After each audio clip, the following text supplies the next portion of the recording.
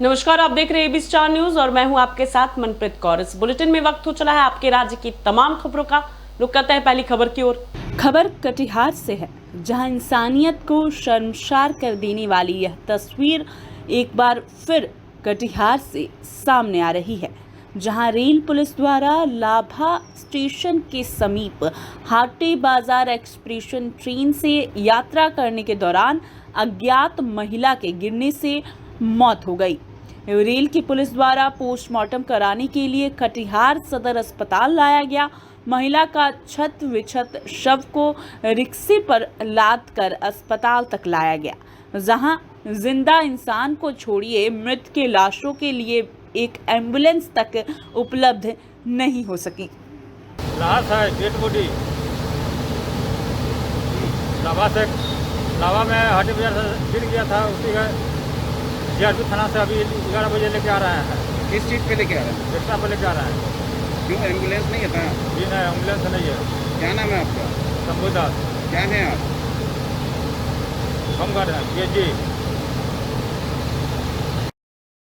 बिहार के जनपद अधिकारी पार्टी में प्रमुख और पूर्व सांसद पप्पू यादव की पेशी के लिए देर रात मधेपुरा सिविल कोर्ट खुला, जहां से पप्पू यादव को 14 दिनों की न्यायिक हिरासत में भेज दिया गया है। इससे पहले मंगलवार को पटना से हुई गिरफ्तारी के बाद पप्पू यादव के समर्थकों के भारी विरोध के बीच मधेपुरा ले जाया गया। रात के लगभग 10:30 बजे आपको बता दें 30 से अधिक गाड़ियों के काफिले के साथ पप्पू यादव को मधेपुरा कोर्ट लाया गया। मधेपुरा कोर्ट के कर्मचारी अपने कार्यालय पहुंचे, जहां से वीडियो कॉन्फ्रेंसिंग के माध्यम से पप्पू यादव की पेशी हुई। सरकार चाहे जितना भी गरीबों और दलितों के लिए सख्त कानून बना दे, लेकिन दबंगों की दबंगई जाने की नाम ही नहीं ले रही। इसी तरह का एक मामला सामने आया है, जो मोतिहारी जिले के पिपरा थाना क्षेत्र के उच्चडीह गांव में दबंगों ने एक दलित को बुरी तरह पीटा और अधमरा हालत में छोड़ दिया। मामले के संबंध में वार्ड 14 निवासी मुकेश पासवान ने बताया कि मैं अपनी बहन से यहां पूजा मटकोर के दिन सामान पहुंचाकर तकरीबन संध्या 7 बजे के करीब वह गांव लौट रहा था। उसी दौरान गांव के दबंग ने उनके साथ मारपीट की। आज सुबह अररिया पुलिस ने गुप्त सूचना के आधार पर अररिया बस स्टैंड स्थित कई होटलों में छापा मारा। इस संबंध में जानकारी देते हुए अररिया एसडीपीओ पुष्कर कुमार ने बताया कि हम लोगों को गुप्त सूचना प्राप्त हुई थी कि अररिया बस स्टैंड स्थित होटलों में देह व्यापार का धंधा चल रहा है, जिसकी सूचना मिलते ही अररिया एसडीपीओ के नेतृत्व में सदर एसडीओ शैलेश चंद्र दिवाकर एवं अररिया थाना अध्यक्ष सुनील कुमार अपने सदल बल के साथ वहां होटलों में छापेमारी करने पहुंचे। ऐसे जनरल जो होटल है, लॉकडाउन चल रहा है, तो कुछ खबर मिला था कि इस होटल में जो है बहुत से होटल में लड़की वगैरह आती है। कोरोना काल है, ऐसे स्थिति में अगर होटल में लोग ठहर जाते हैं भी तो वो भी संकट है, और अगर अवैध कारोबार होता है तो वो भी गलत है। इसीलिए छापामारी एसडीओ साहब, हम लोग थाना अध्यक्ष और महिला कांस्टेबल और पदाधिकारी के साथ यहाँ पर छापामारी किया गया। लेकिन कुछ है हम लोगों को सूचनाएं, हालांकि हम लोग सिविल में हम आए थे इसीलिए कि पकड़ा जाएगा, लेकिन कुछ वीडियो अगल बगल से देखने से पता चला था कि इस होटल में लड़की लोग उतर रही है, आती है, जाती है। इसका हम लोग फिर सघन जांच करेंगे। अन्य होटलों में भी इसी तरह का छापामारी और रेड किया जा रहा है कि कोई अनैतिक अवैध देह व्यापार का धंधा ना फले फूले, इसके लिए हम लोग अंकुश लगाने के लिए छापामारी और रेड। सर, इसमें जो पीछे का रास्ता में निकले थे सर, वहाँ पे कुछ सामान सब फेंका हुआ था सर, उसमें क्या सर आप? वो पीछे से बहुत सा आपत्तिजनक सामान अगर है कोई भी, तो उसका हम क्या कर सकते हैं? वो तो बहुत सारा रोड पर फेंका रहता है या पीछे, लेकिन कोई जब तक हमको साक्ष्य के साथ नहीं छापामारी में धराएगा तब तक हम उस पर कोई कंक्रीट एक्शन नहीं कर सकते हैं। उत्तराखंड के टिहरी जिले में 2 जगह बादल फटने से भारी नुकसान हुआ है। बादल फटने से देवप्रयाग में बरसाती नदी में आया उफान, बाजार पर भारी पड़ा ये उफान।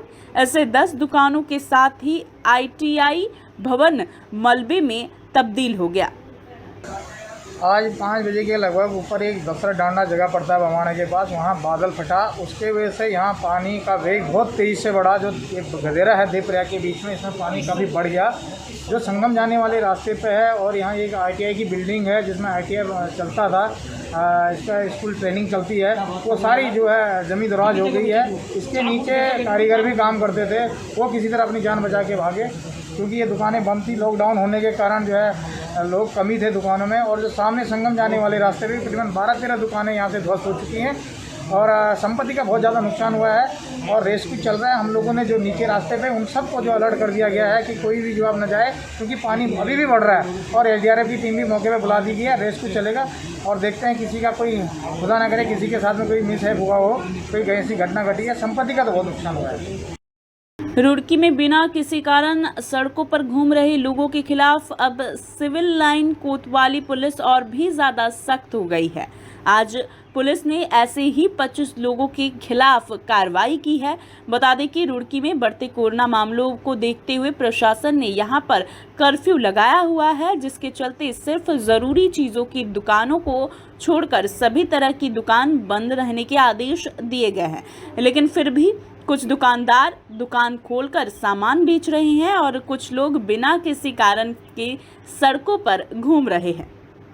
कोविड कर्फ्यू लागू है, जैसा कि आप जानते हैं। उसका उल्लंघन करने के संबंध में लोगों को पहले बताया गया था कि जो भी इसका उल्लंघन करेगा उसके खिलाफ कानूनी कार्रवाई की जाएगी। आज पुलिस द्वारा ऐसे करीब 25 लोगों को यहाँ लेकर के आए हैं जो बिना बात के किसी कारण के घूम रहे थे। उनको वार्निंग दे करके और उनका चालान करके उनको छोड़ा जा रहा है और वार्निंग दी जा रही है कि भविष्य में अगर इस प्रकार दोबारा घूमते हुए मिलेंगे biना कारण के तो उन्हें प्रॉपर तरीके से गिरफ्तार किया जाएगा। सर बाजार पूरी तरह बंद है? हाँ, बाजार 10 बजे बाद बाजार केवल आवश्यक सेवाओं को छोड़कर बाजार पूरी तरह बंद है, मेडिकल फैसिलिटी छोड़ करके। उसके बाद अगर कोई दुकानदार अपनी दुकानें खोलता है या कोई अन्य प्रतिष्ठान चलाता है तो उसके खिलाफ भी प्रभावी कानूनी कार्रवाई की जाएगी। खबर अमृतसर से है, जहां वैवाहिक झगड़े के अक्सर मामले सामने आते ही रहते हैं और ऐसे ही एक तस्वीरें अमृतसर के कोट खालसा थाने के आदर्श नगर इलाके से आज फिर सामने आई है। जबकि जालंधर का रहने वाला दीपक अपने ससुराल घर से अपनी पत्नी को लेने के लिए अमृतसर आया था। उसकी सास ने उसे भेजने से इनकार कर दिया था। दीपक की सास के अनुसार वह इसके बाद अपना काम कर रही थी और अचानक उसने देखा कि दीपक ने खुद को आग लगा ली। ये इतलाह मिली ही कि दीपक वासी जलंधर आ, ਉਹਦੇ ਇੱਥੇ ਸਹੁਰੇ ਘਰ ਹੀ ਤੇ ਆਪਣੀ ਉਹ ਵਾਈਫ ਸ਼ਿਵਾਨੀ ਨੂੰ ਲੈਣ ਆਇਆ ਸੀ ਤੇ ਪਤਾ ਲੱਗਾ ਕਿ ਉਹਨੂੰ ਇੱਥੇ ਘਰ ਦੇ ਵਿੱਚ ਇੱਥੇ ਅੱਗ ਲੱਗ ਗਈ ਸੀ ਤੇ ਉਹ ਝੁਲਸ ਗਿਆ ਆ। ਉਹਨੂੰ ਹਸਪੀਟਲ ਗੁਰੂ ਨਾਨਕ ਹਸਪੀਟਲ ਉਹਦੇ ਲੈ ਗਏ ਆ ਵਾਰਸ ਐਂਬੂਲੈਂਸ ਤੇ ਬਾਕੀ ਇਨਕੁਆਇਰੀ ਕੀਤੀ ਜਾ ਰਹੀ ਹੈ। ਜੋ ਹਾਲਾਤ ਸਾਹਮਣੇ ਆਉਣਗੇ ਉਸ ਅਨੁਸਾਰ ਜਿਹੜੀ ਕਾਨੂੰਨੀ ਕਾਰਵਾਈ ਕੀਤੀ ਜਾਵੇਗੀ। ਕਿਹੜੀ ਜਗ੍ਹਾ ਜੇ ਹੈਗਾ ਜੀ ਵਿਅਕਤੀ ਦਾ ਘਰ ਹੀ ਤੇ ਕੋਈ ਇਹ ਜਲੰਧਰ ਦਾ ਰਹਿਣ ਵਾਲਾ ਦੀਪਕ ਜਲੰਧਰ ਵਾਸੀ ਹੀ ਇੱਥੇ ਵਿਆਹਿਆ ਸੀ ਤੇ ਇੱਥੇ ਘਰ ਦੇ ਵਿੱਚ ਆਇਆ ਸੀ ਆਪਣੇ ਸਹੁਰੇ ਘਰ ਆਪਣੀ ਵਾਈਫ ਨੂੰ ਲੈਣ ਵਾਸਤੇ। ਕੋਈ ਮੀਆਂ ਬੀਬੀ ਦਾ ਝਗੜਾ ਵੀ ਚੱਲਦਾ? ਇਹਦੇ ਬਾਰੇ ਅਜੇ ਕੋਈ ਨਹੀਂ, ਜੋ ਵੀ ਹਾਲਾਤ ਸਾਹਮਣੇ ਆਉਣਗੇ ਉਸ ਅਨੁਸਾਰ ਕਾਰਵਾਈ ਕੀਤੀ ਜਾਵੇਗੀ। ਡੀਜ਼ਲ ਆਪਣਾ ਲੈ ਕੇ ਆਇਆ? ਡੀਜ਼ਲ ਲੈ ਕੇ ਆਇਆ? ਇਹ ਨਹੀਂ ਪਤਾ ਜੇ ਤੇ ਪਤਾ ਲੱਗਾ ਵੀ ਅੱਗ ਲੱਗੀ ਸੀ ਤੇ ਉਹਨੂੰ ਹਸਪਤਾਲ ਲੈ ਗਏ ਆ। ਇਨਕੁਆਇਰੀ ਕਰ ਰਹੇ ਆ, ਜੋ ਹਾਲਾਤ होंगे उस अनुसार कार्रवाई की जाएगी। पंजाब सरकार ने 10 अप्रैल से लिफ्टिंग की बात कही थी, लेकिन अमृतसर की भगत वाली मंडी में लिफ्टिंग की मुश्किल आ रही है, जिस वजह से अभी तक लिफ्टिंग नहीं हो पाई है। आढ़ती और मजदूर हड़ताल पर चले गए हैं और मंडी को ताला लगा दिया गया है। ਸਾਡੀਆਂ ਮੰਗਾਂ ਦੀ 4-4 ਵਾਰਾਂ ਕੰਮ ਕਰੀਦਾ, 5 ਵਾਰਾਂ ਇਹ ਮਿਹਨਤ ਦੇ ਕੇ ਖੁਸ਼ ਨਹੀਂ ਆ। ਸਾਨੂੰ ਕਣਕ ਜਿਹੜੀ ਇੱਧਰ ਕਰੋ ਕਰੀ ਇੱਧਰ ਕਰੋ ਕਰੀ ਸਾਨੂੰ ਉੱਥੋਂ ਕਣਕ ਵਾਪਸ ਘੱਲ ਦਿੰਦੇ ਨੇ। ਠੇਕੇਦਾਰ ਸਾਨੂੰ ਇੱਥੇ ਤੰਗ ਕਰਦੇ ਨੇ, ਕੋਈ ਸਾਡੀ ਪੁੱਛਗਿੱਛ ਨਹੀਂ ਕਰਦੇ। ਅਸੀਂ ਉਹਨਾਂ ਚਿਰ ਮੰਡੀ ਨਹੀਂ ਖੋਲਾਂਗੇ ਜਿੰਨਾ ਚਿਰ ਸਰਕਾਰ ਸਾਡਾ ਆ ਕੇ ਫੈਸਲਾ ਨਾ ਕਰੇਗੀ। ਤੁਲੇ ਪ੍ਰਧਾਨ ਵੱਲੋਂ ਮੰਡੀ ਪੂਰੀ ਬੰਦ ਰਹੇਗੀ। ਅੱਜ ਮੰਡੀ ਇਹ ਪੰਜਾਬ ਦੀ ਬੰਦ, ਇੱਥੇ ਅੰਮ੍ਰਿਤਸਰ ਦੀ, ਕੱਲ੍ਹ ਨੂੰ ਸਾਰੇ ਆਵਾਜ਼ ਖਿਲਰ ਜਾਏਗੀ। सारियां मंडियां बंद करा देंगे जितना चिर साडा फैसला नहीं दे सकते। खबर रियाबड़ी से है, जहां कस्बे के राम हॉस्पिटल में कोरोना वायरस बचाव व सुरक्षा के लिए रियाबड़ी मेडिकल किट वितरण किए गए। इस दौरान फ्रंटलाइन वर्कर मानते हुए रियाबड़ी के राम हॉस्पिटल के संचालक दिलीप सिंह ने कहा कि प्रशासन व पुलिस के कोरोना काल में अपनी जान जोखिम में डालकर आमजन को जागरूक करने का काम कर रहे हैं। उन्होंने कहा कि कोरोना काल में योद्धा के रूप में प्रशासन के साथ अपना कर्तव्य निभाते हुए पूरा समय मौके पर मुस्तैद रहने और हॉस्पिटल संचालक दीपक सिंह व डॉक्टर एसपी शर्मा ने किट वितरण करते हुए कहा कि कार्यों की प्रशंसा करते हैं। कोयलांचल नगरी बुढ़ार में आस्था रसोई निरीक्षण करने पहुंचे तहसीलदार भारत सोनी एवं एसआई आशीष झारिया अपने दल बल के साथ सिंधी धर्मशाला में निरीक्षण के दौरान देखा कि किनारा एवं गल्ला व्यापारियों के द्वारा आस्था रसोई चलाकर लगभग 200 पैकेट पका हुआ भोजन नगर के जरूरतमंदों तथा पहुंचाया जा रहा है। सभी व्यापारियों कार्यकर्ताओं को पूरी दी जा रही है और इसके साथ ही उन्हें अन्य चीजें भी उपलब्ध कराई जा रही हैं। अभी के लिए इस बुलेटिन में इतना ही। बने रहिए AB स्टार न्यूज के साथ।